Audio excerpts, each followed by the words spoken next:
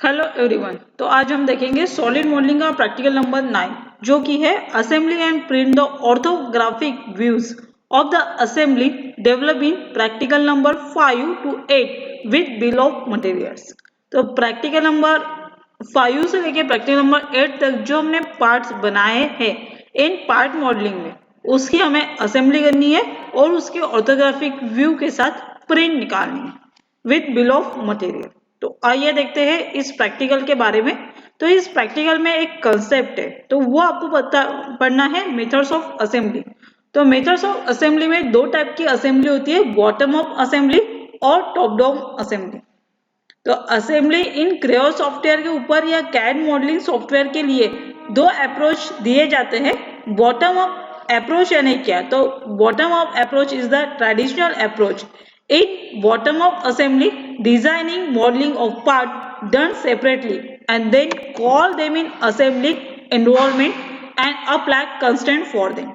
इसका मतलब यह है कि बॉटम अप असेंबली अप्रोच में असेंबली मॉड्यूल में हम क्या करेंगे, पार्ट्स को कॉल करेंगे जो कि हम पहले ही अलग अलग पार्ट्स को बना चुके हैं और उसकी असेंबली करेंगे बाय अप्लाइंग द कंस्ट्रेंट। और इन टॉप डाउन असेंबली के अंदर क्या करेंगे हम, design and modelling and assembly of the parts are done in assembly environment itself and no need to constraint top down assembly parts.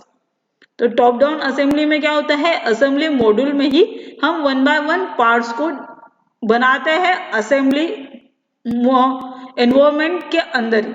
इससे क्या होता है कि हम उसको कंस्ट्रेंट नहीं दे पाते और कंस्ट्रेंट न देने की वजह से हम उसमें मैकेनिज्म भी रन नहीं कर पाते, पर बॉटम अप अप्रोच में मैकेनिज्म पॉसिबल है। तो आइए देखते हैं, हमें असेंबली करनी है स्क्रू जैक की। तो स्क्रू जैक के हमने डिफरेंट पार्ट्स बनाए हैं, तो ये स्क्रू जैक के पार्ट्स को अभी हमें असेंबल करना है। तो हम स्क्रू जैक बॉडी के लिए जाएंगे, तो हम मूव होते हैं क्रेयो सॉफ्टवेयर के ऊपर। तो न्यू में जाएंगे और असेंबली पे क्लिक करेंगे। तो असेंबली फाइल का एक्सटेंशन है .asm। तो हमारा ये प्रैक्टिकल नंबर कौन सा है, 9। तो हम यहाँ पे देंगे ना प्रैक्टिकल नंबर 9 असेंबली। तो हमें बॉटम अप अप्रोच से असेंबली करनी है, जो कि पार्ट हमने मॉडल्स में बनाए थे पार्ट मॉडलिंग में, उसको हमें यहाँ पे कॉल करना है। यहाँ पे यूनिट सिस्टम लेंगे MMNS असेंबली डिजाइन और लेंगे ओके। इसके बाद यहाँ पे प्लेन एरिया आएगा। ये प्लेन्स आपके पार्ट्स के नहीं है, ये प्लेन्स आपके जो एरिया है ये है असेंबली के प्लेन्स। तो आपका जो पार्ट प्रैक्टिकली जो आपका पार्ट्स है, जो उसका फ्रंट है, इस फ्रंट के साथ मैच होता है तो उसके प्रोजेक्शन मेथड सेम दिखेंगे। बट ये पार्ट्स अगर डिफरेंट व्यू से प्रोजेक्ट होता है तो ये पार्ट हमारा डिफरेंट दिखेगा। तो बॉटम अप अप्रोच के लिए असेंबल यूज करते हैं और टॉप डाउन के लिए क्रिएट ऑप्शन का यूज करते हैं। तो ये दो ऑप्शंस हैं। बॉटम अप अप्रोच के लिए हम असेंबली मॉड्यूल में क्या करेंगे, असेंबल यूज करेंगे। और अगर हमें इस असेंबली के अंदर ही ऑब्जेक्ट को क्रिएट करना है, मल्टीपल ऑब्जेक्ट को, तो उसको क्रिएट करेंगे और वो हो जाएगा हमारा टॉप डाउन अप्रोच। तो असेंबल में आपको क्लिक करना है और पार्ट्स को कॉल करना है। आप इस पार्ट कैसे दिखेगा इसका भी प्रीव्यू कर सकते हैं। तो हमने पार्ट्स से काफी पार्ट्स को यहाँ पे बना चुके हैं। तो ये है हमारा एक फर्स्ट पार्ट जो प्रैक्टिस नंबर 5 में किया था। ठीक है, इसको हम ओपन करेंगे। यह है हमारी स्क्रू जैक की बॉडी और इसको ऑटोमेटिक में यहाँ पे कंस्टेंट होता है, इसको हम डिफॉल्ट करेंगे। डिफॉल्ट यानी क्या, आपके पार्ट का प्लेन और असेंबली का plane plane to plane coincident होना। तो फ्रंट के साथ कोइंसिडेंट हो गया, टॉप के साथ, और साइड राइट प्लेन के साथ, और यहाँ पे स्टेटस है फुल्ली कंस्टेंट। तो अभी आप यहाँ पे ओके कर दीजिए। तो ये हमारा एक पार्ट हो गया, इसको हम रिफिट करते हैं। दूसरे पार्ट को कॉल करते हैं तो फिर से हमें जाना पड़ेगा असेंबल में और आपका नेक्स्ट पार्ट जो है उसको आप कॉल कीजिए। 5 के बाद हमने प्रैक्टिकल 6 किया था। प्रैक्टिकल 6 में हमने ये ऑब्जेक्ट को बनाया था। इसको हम ओपन करते हैं। इस सब का एक पर्टिकुलर नाम था जो हमने नहीं दिया। ठीक है, अब क्या करेंगे, हम इसके एक्सिस और इसके एक्सिस मैच करेंगे तो ये इसके ऊपर आ जाएगा। तो कंस्ट्रेंट में जा सकते हैं आप, या फिर आप डायरेक्टली भी पिक कर सकते हैं। तो कंस्ट्रेंट में कोइंसिडेंट करेंगे। ये कंस्ट्रेंट आपने ऑलरेडी यूज किए थे। कहाँ पे यूज किए थे आपने? स्केचर में। इसी टाइप के स्केचर में कंस्ट्रेंट थे, तो यहाँ पे उसका यूजेस अलग है।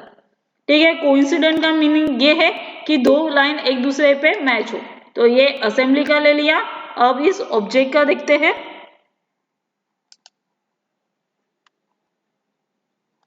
ठीक है, हमने सर्कमफरेंस ले लिया, शायद मैच नहीं हुआ है, constraint is not proper, axis नहीं आई है। ये सरफेस हो गया, इसको हम रिमूव करते हैं और इसके एक्सिस को ही देखने की कोशिश करते हैं। आप जूम करके भी देख सकते हो।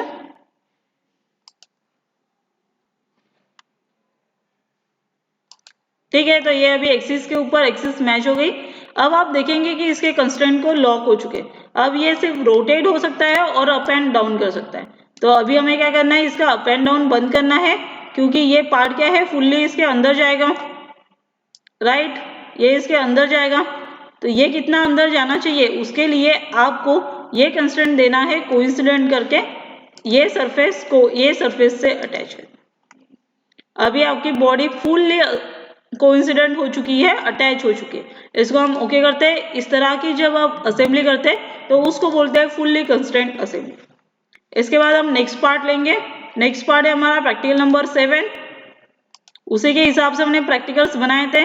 इसकी भी एक्सिस हम एक्सिस टू एक्सिस मैच करेंगे। ये बाय डिफॉल्ट नॉर्मल हो गया, हमें नॉर्मल नहीं चाहिए, कोइंसिडेंट चाहिए।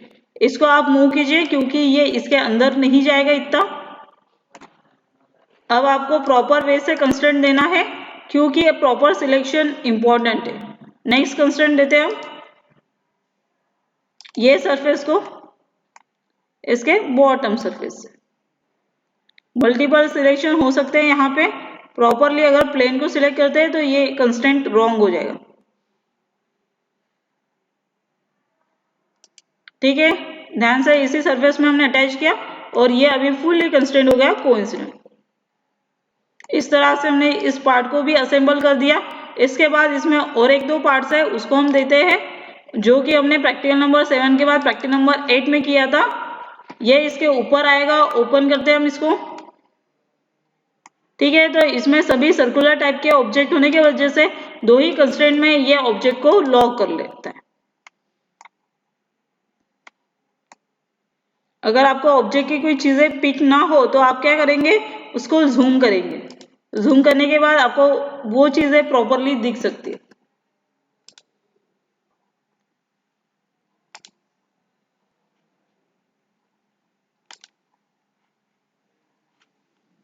डिस्टेंस नहीं चाहिए हमें, कोइंसिडेंट चाहिए। और ये ऊपर से लगेगा, इसलिए हम इसको मूव कर रहे हैं। और फिर ये सरफेस को आपको प्रॉपर वे से उसके साथ अटैच करना है। जूम करके देखिए तो अच्छे से दिखेगा और सरफेस भी आप क्लियरली सिलेक्ट कर सकते हैं। ये उसके ऊपर लगाना है आपको कोइंसिडेंट। इस तरीके से आप सभी पार्ट्स को इसमें असेंबल करेंगे और फिर असेंबल होने के बाद उसकी हम क्या करेंगे? ड्राफ्टिंग शीट में प्रिंट निकालेंगे। तो इस बार को हम अटैच करने वाले हैं और ये बार हमारा जाने वाला है कहाँ पे? हॉलो पोर्शन में। तो ये हॉलो पोर्शन है यहाँ पे, इसमें हम इसको इंसर्ट करेंगे like this. By default distance है, हमें कोइंसिडेंट करना है। अब इसको मूव करना है ये इस तरीके से। तो जैसे ही हम इसको कंस्ट्रेंट नहीं करते तो हमारे पास कितने डिग्री ऑफ फ्रीडम होते हैं? देखिए, डिग्री ऑफ फ्रीडम, अभी हमें एक कंसेप्ट समझाना है।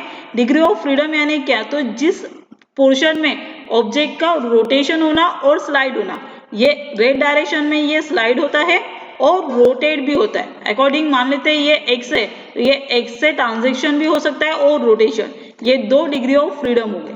दूसरा ब्लू डायरेक्शन लेते हैं, तो ब्लू डायरेक्शन मान लो कि जेड है, तो जेड से इसका ट्रांसलेशन भी होगा और रोटेशन भी होगा। ठीक है, ब्लू से। तो ये है उसका another 2 constraint on Z direction, rotation है, ट्रांसलेशन। ऐसे ही अगर ग्रीन की बातें करते हैं तो ग्रीन भी ऊपर नीचे जाएगा और रोटेट भी होगा। तो ये है another 2 constraint, that is x के अलोंग हम ट्रांजेक्शन रिवॉल्व कर सकते हैं, y के अलोंग ट्रांजेक्शन एंड रिवॉल्व कर सकते हैं और z के अलोंग ट्रांजेक्शन एंड रिवॉल्व कर सकते हैं।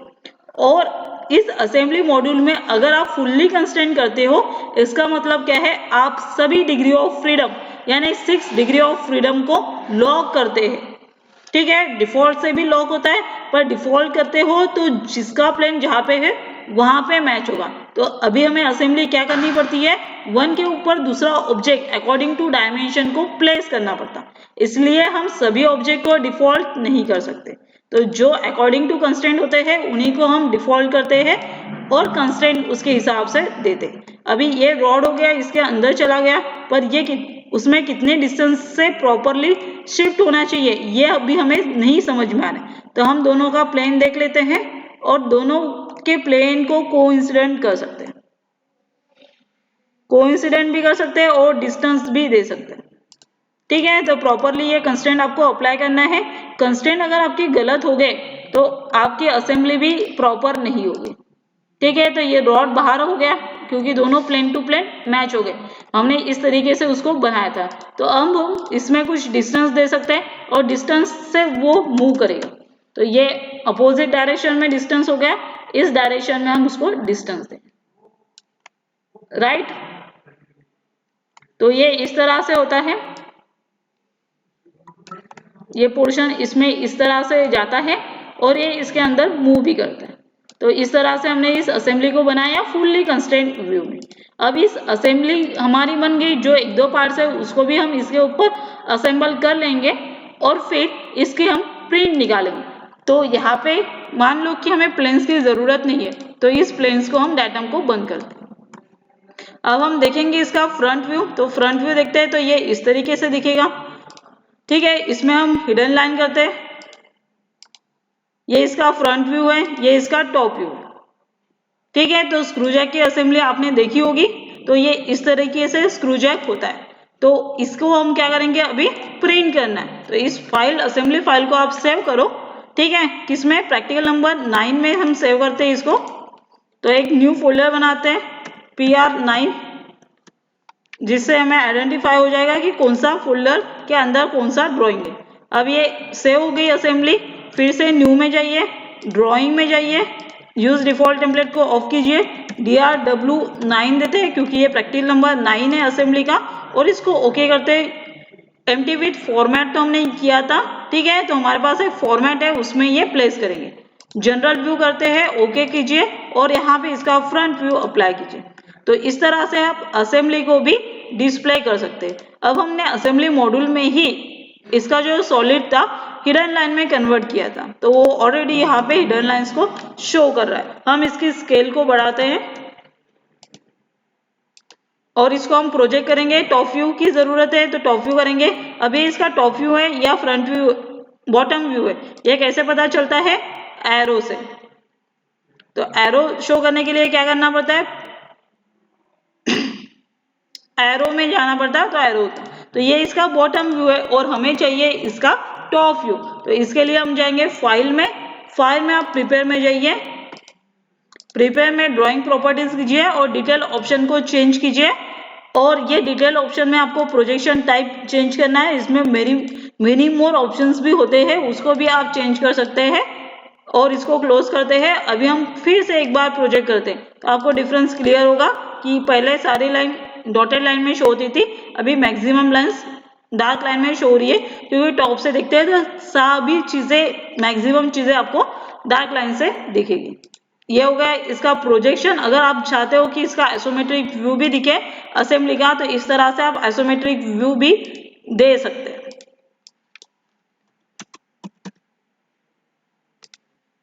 0.25 ये स्केल हमने ली थी, तो डायग्राम अच्छी दिख रही थी। ये है इसका आइसोमेट्रिक व्यू, इसको हम व्यू कर मूव कर सकते हैं। तो लॉक व्यू मूवमेंट को ऑन करो तो ये आपको दिखेगा। स्केल लिखने की जरूरत नहीं है, तो आप स्केल मत लिखिए और अनोटेट में जाके आप शो मॉडल अनोटेशन दे सकते हैं। तो ईच एंड एवरी ऑब्जेक्ट का आपको क्या दिखेगा, डायमेंशन दिखेगा। और इसमें क्या होगा कि मैक्सिमम डायमेंशन दिखने के वजह से आपके डायग्राम में क्लियरिटी नहीं आएगी और कुछ भी नहीं समझ में आए। तो इसलिए जो मिनिमम है वही डायमेंशन आप शो कीजिए, जिसके वजह से आपको डायग्राम भी क्लियर हो और चीजें समझ में भी आए। ठीक है, तो ईच एंड एवरी कंपोनेंट का आपको यहाँ पे डायमेंशन शो हो रहा है। तो ये इसका बेनिफिट है कि आपको बार बार डायमेंशन नहीं देना पड़ता। एक बार अगर आपने डायमेंशन को सेट कर लिया तो वो डायमेंशन आ जाते हैं, क्रिएट हो जाते। इतने ही हमने अप्लाई किया और इसको कैंसिल। तो जो मुझे कुछ लगे इम्पोर्टेंट वो मैंने किए हैं, पर ड्राइंग बनाते हुए सभी डायमेंशंस देना इम्पोर्टेंट है, क्योंकि वही डायमेंशन से हम ऑब्जेक्ट को बना सकते हैं। अगर प्रॉपर डायमेंशन नहीं रहेंगे तो हम उसको नहीं बना पाएंगे। तो इस तरह से हमने ड्राइंग किया है, इसको हम करेंगे सेव, और सेव करने के बाद अगर हमें इसकी प्रिंट निकालनी है तो हम करते हैं फाइल को सेव एज ए पीडीएफ। ठीक है, मैं यहाँ पे पीडीएफ का ऑप्शन ले लेती हूँ और ये प्रैक्टिस नंबर 9 का पीडीएफ है और इसको हम ओके करते हैं। क्रोमैटिक, मोनोक्रोमैटिक, ये रिजोल्यूशन सेट है। इस तरह से हमने एक स्क्रू जैक की असेंबली जो प्रैक्टिस नंबर 5 से लेके प्रैक्टिस नंबर 8 तक जो ऑब्जेक्ट बनाए डिफरेंट कमांड से, उससे हमने एक असेंबली को क्रिएट किया। ठीक है, और उसका प्रोजेक्शन किया ऑर्थोग्राफिक में और आइसोमेट्रिक में। इसके आगे हम बिल ऑफ मटेरियल और इससे रिलेटेड और भी चीजें पढ़ेंगे नेक्स्ट प्रैक्टिकल में। तब तक के लिए thank you, happy learning, stay online.